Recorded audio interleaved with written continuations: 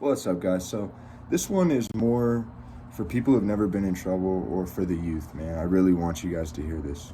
I feel like no one ever talks about this, and no one ever expresses how painful this is, for men and women.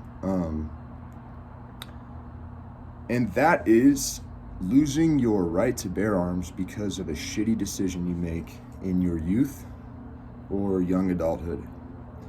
Um, Meaning catching a felony conviction.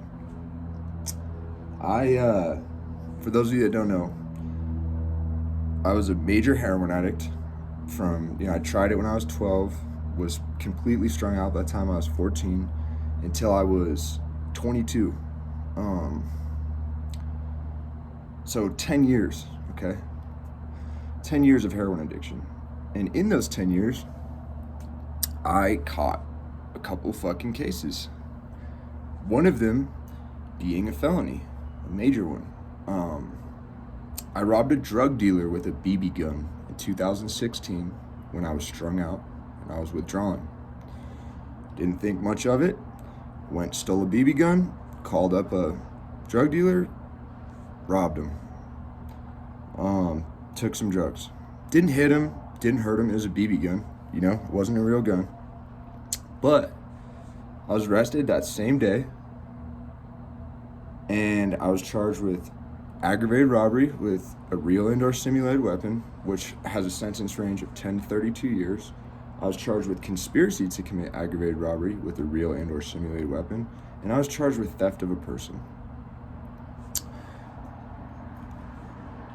When I was sitting in that room and them boys in blue told me, yo, you're fucking facing 32 years, I almost shit my pants, bro. I'm not a rat, so I didn't tell on anyone. I didn't have a co-defendant, first of all, so there's nothing I could do, right? Even if I wanted to, which I can't, But anyway, I had to sit through that. I had no family that was supporting me. No money for a bond. My charge was maxed out security custody level wise, so I went straight to max, okay? Which is county jail, it's not the end of the world, but it's still fucking rough. And I had to sit with the stress and impending doom of facing all that time with no knowledge of how the system works, with no support. Everyone around me is a fucking hardcore convict. Like I said, I'm in max, so it's people who are coming back on writs from the pen or just fools in there on murders and shit. And no one is explaining to a youngster like, hey, that's not true. A couple people said just write it out and they'll drop the years down. You could plead to something better. But anyway, man, I'm fucking sitting there and I'm talking to this public defender and he's telling me he could maybe get me, 10 years or 7 years or something. And I'm fucking freaked out, right? So finally, I managed to put together a bond. I had a $50,000 bond. I managed to put together 5 racks. I got out. I can't stay clean, okay? Fucking off pretrial, can't stay clean. I go back, violate my bond. I overdosed in my mom's bathroom, and it was all bad.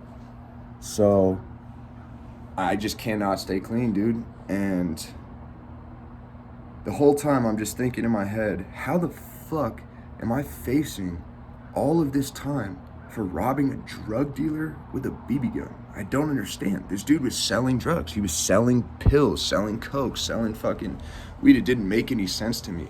And it was a BB gun. I didn't hit the kid. I didn't strangle the kid. I was blown away that my life was being this altered by a split-second decision that lasted a total of a minute and a half. And now my whole fucking life had taken this massive turn, right? For the worse. And Or so I thought. It did better me in a lot of ways, but the point is, man, is eventually I go back, or I violate my bond, and I'm sitting, and I plead it down to 4 years. I got sentenced to 4 years. Initially, it was to the halfway house because I had no criminal history, but I fucked that off, got converted into a DLC sentence. I ended up going to prison. At the time, I'm just grateful I'm not doing 30 years, right? Not even thinking about how hard it is to get an apartment, not even thinking about how hard it is to get jobs now, not even thinking about that I just gave up my Second Amendment right. Because, 4 years is so much better than 30 years. It is. 4 years is better than 30 years. But I'll tell you what, if I had known what I know now, and with what's going on in the world, how much I sometimes fear for my and my family's life when we're out in public because I can't carry a firearm, I would have put together any amount of money I could, got a lawyer, and tried to have pled it down to anything besides a fucking robbery. Anything that I could have gotten my rights still, my Second Amendment rights still when I got out, you know? And I would have still chucked them time. If that's what they wanted, fucking plead it to something else that I'll fucking go do 3 or 4 years for, but just please let me keep my fucking Second Amendment, man. You know? That's what I would have done. But because I was uneducated, because I was young, I was 19 years old, and because I didn't have a lawyer or anyone around me to explain to me how painful it will be when you get out and you turn 21 and 22 and 23 and 24 and 25 and you got buddies at work, they're asking you to come to the gun range, but you can't, or you can't go hunting with your uncle or your dad or whoever the fuck you have in your life. My dad was murdered when I was 5, so I don't got a dad, but you know, no one explained to me how painful that would be to not be able to have your Second Amendment and defend your family in a fucked up situation. You know, if I defend my family with a gun, yeah, I might get self-defense, but I'll still get weapon in possession by a previous offender and go do 3 fucking calendars, bro.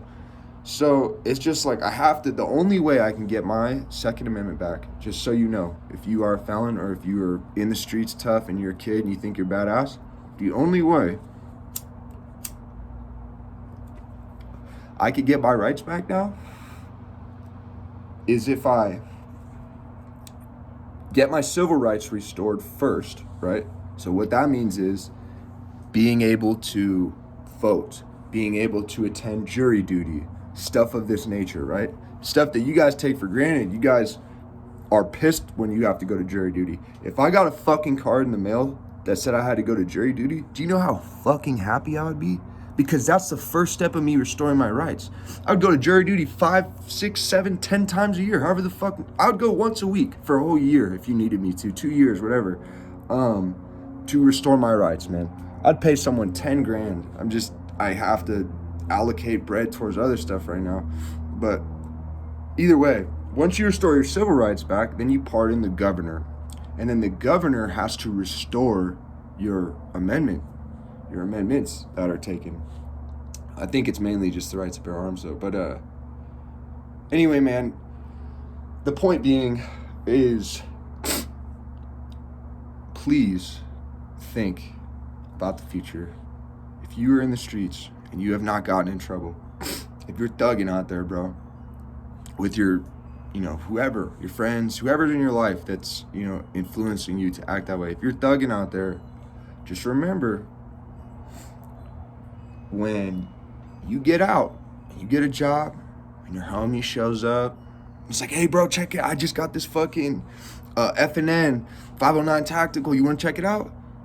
It's $1,000 pistol. And you're like, fool, I can't be anywhere near that shit. The fact that you even just told me that, I don't even want to fucking be near you now, 'Cause I'm not trying to violate my parole. I'm not trying to You know what I mean?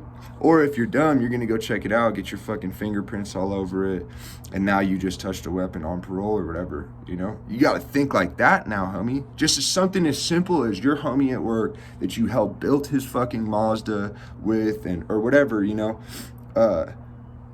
He just wants to show you a fucking gun that he loves, that him and his dad take apart and clean. It's like a toy, like a tool to him. And it would be like a toy or a tool to you, but you can't even touch it because for you, it's a dangerous object that you're not legally allowed to be around for the rest of your life. Imagine how that'd make you feel. So just think about it, man. You don't want to be out here breaking the law, trapping, thugging, doing all that. It sounds good, right? It looks good. Oh yeah, he's got cash. Oh, fucking your favorite rapper's wearing chains. Fucking that fool stage strapped, huh? Yeah, he never lacking, right? Yeah, except when that fucking fool is sitting in the joint every other summer for a strig, how cool is that? And then one day they just crack him for 10 because they're over it. They're over this dude keep carrying guns. And you know what's crazy is these cops and these government agencies, they know 100% that most people that are repeating, like in possession of guns, they know that it's because they have enemies and people that are crazy around them, you know? So in the end of the day, it's like, it's just a trap, man. You could be the most law-abiding convicted felon, haven't been in trouble for 7 years, 10 years, 11 years, and you just have a gun because you're in a shitty area where people die every week, right? There's gunshots every night, damn near, you know, and it's only logical to equalize the playing field and keep a gun on you, right? But that one party you're at, that one red light, you fucking crack by accident, and all of a sudden, you're surrounded by pigs, and they're searching your shit, and now 11 years of no trouble, all of a sudden, you are a felon in possession of a gun because you wanted to protect yourself and your family. You ain't never assaulted no one with it. You ain't never shot that shit at anyone. You just have it. You've trained with it maybe in the woods with your buddies, but you just have it, right? And you can't. So think about this. If you want your Second Amendment, you might want to stay away from the fuckery, eh?